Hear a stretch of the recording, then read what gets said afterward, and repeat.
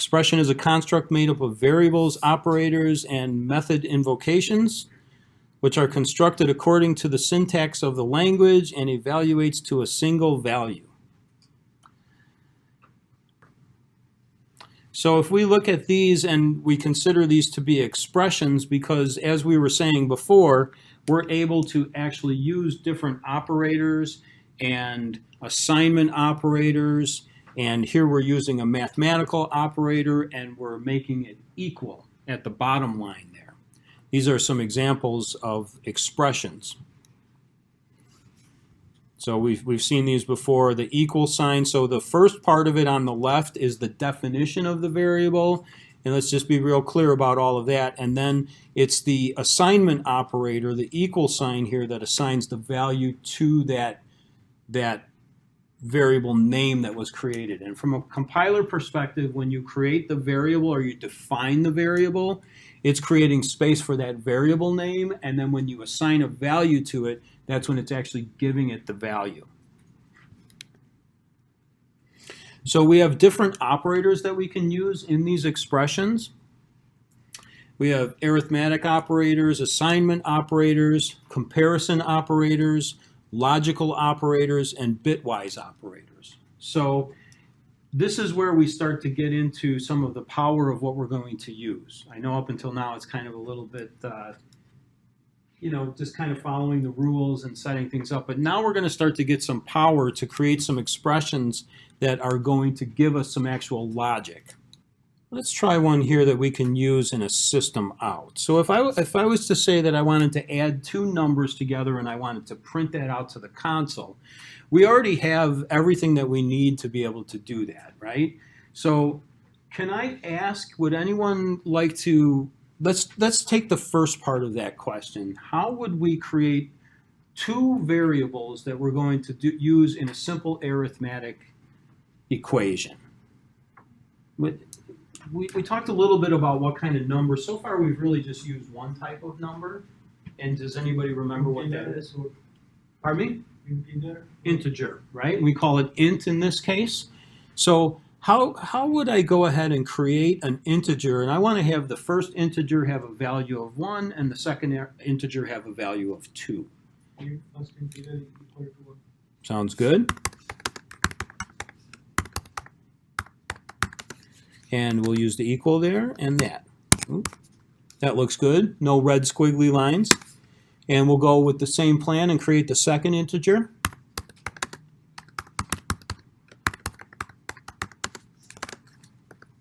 Okay, so at this point I've done a couple of things, right? I defined a couple of variables and I gave both of those variables a value. So the second part of what we want to do here is another thing that you actually have the tools to do, and I'm going to let you think about it. I want to take those two integers, I want to add them together, and I want to print that out to the console. Excellent. So we already have the print ln. Now inside of those parens, we want to do our expression, right? So very good. Let's do that. And notice how as I type, it's going to, it recognizes it's probably that. I'll take it. I'll add my plus sign, and then I'll do second integer. It's going to tell me it recognizes that. I'm going to take that. Now, my format is a little bit skewed, looks a little unusual, so I might do Command Option L, reformats a little bit, but it would have run without it, doesn't matter. But now I've reformatted my code, I have an expression that I think is going to work. Let's run it and see what happens. Okay, and our output is 3, just like we would have expected. Nice job. Okay, so now if we wanted to use the sum example.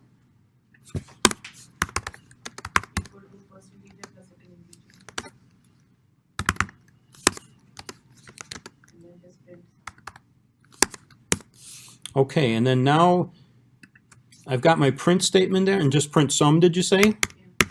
Perfect. And let's run that.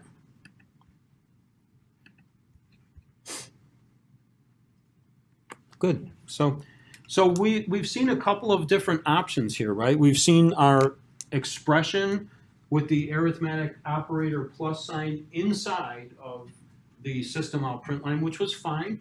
The compiler's fine with that. Or we could take it the next step and have the sum. We might want to do a situation like that where we're going to actually calculate the sum outside of our output, because we're going to use that sum again and again and again in different ways. Maybe we'll use it in other calculations. Maybe we'll use it in the print statement like we did. So again, just giving you different options for how you want to create the things that you're going to use to do the logic that we want to work with. Okay, so let's try another one here. There's so many different operators. Okay, let's say we want to do a comparison, right? We want to compare two different things. We have our two integers, right? Oftentimes we're going to have two values and we're going to want to figure out if one is bigger than the other, or we're going to want to compare them one way or another. And in this case, if we want to do a comparison, we can use the symbol equal equal to compare those two numbers. So what I'm getting at here is we've already seen how we can use an expression inside of the system out. And let's try and do one here. I'm going to just go ahead and walk through this one. And I'm going to say first integer. And I'm going to use this new symbol that we haven't seen yet, which is equal equal, to compare these. And I'm going to say second integer. Now, when we put an expression inside of a string like this, we're going to expect some type of an outcome, okay? So if the string, or if we're comparing two things, a comparison is going to result in what type of an outcome? Boolean. Boolean is correct, okay? So in this case, we're going to print something, and it's fair to say that we're going to expect to see either a true or a false, right? So right now my first integer is 1, my second integer is 2. Let's go ahead and print that.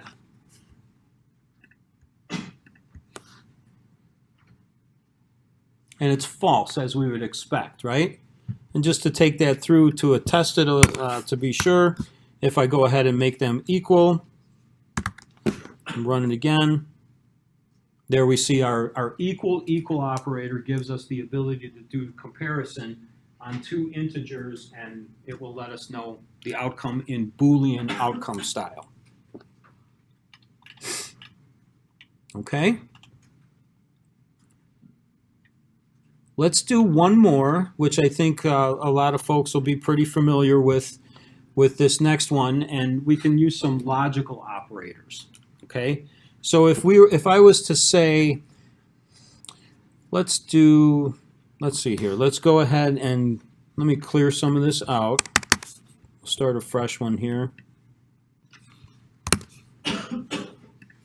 All right, I'm going to create an integer, and I'm going to call it x, and we're going to give it a value of 5. And now what I want to determine is x between 3 and 10.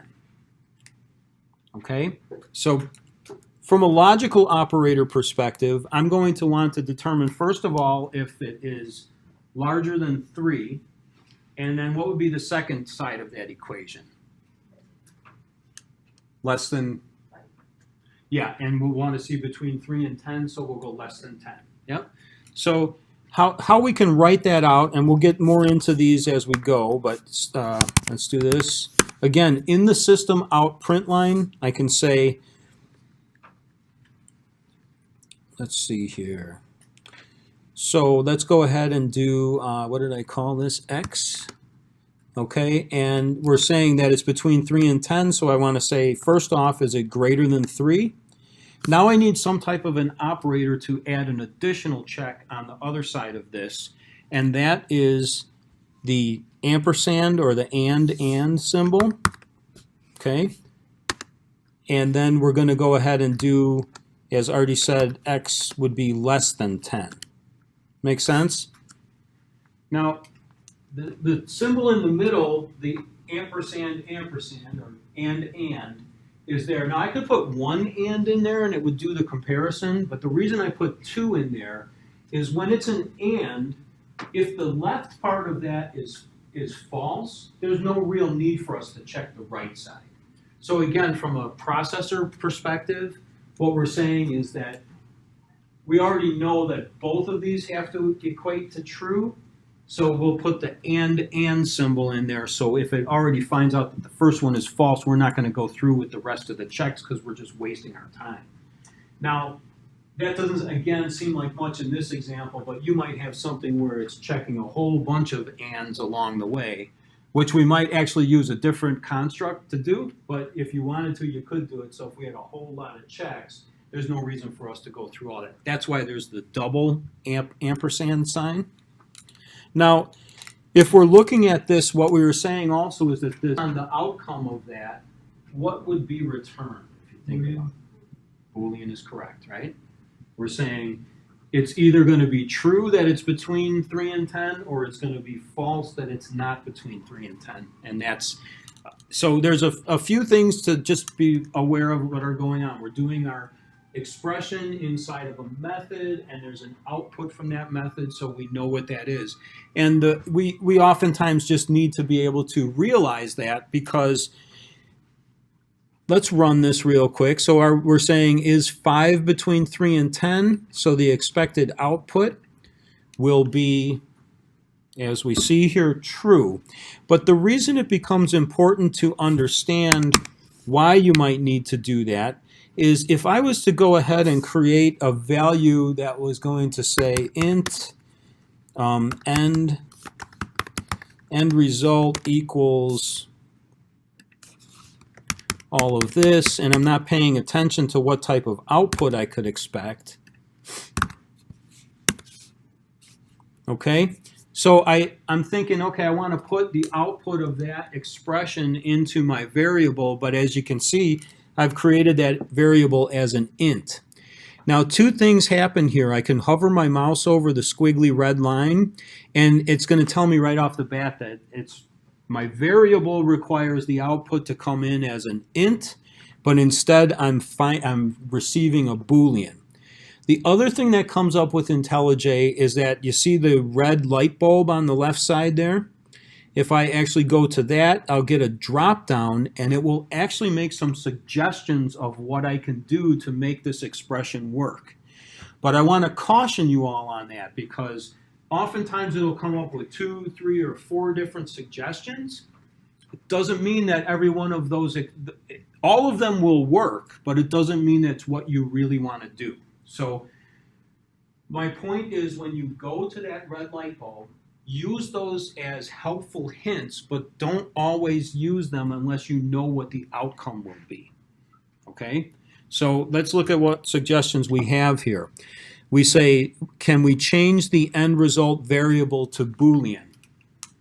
Would we want to go ahead and do that? Yeah. Makes sense, right? Because we've already talked about how the output of our expression is Boolean. If I match up the type, the data type of the end result variable that I'm placing that value in, it should match. So all I have to do is click on it. It takes care of it for me. I've now done the expression there. If I wanted to, I could come in here. Now, if I want to just print that like we did before, what would I need to change here? End result.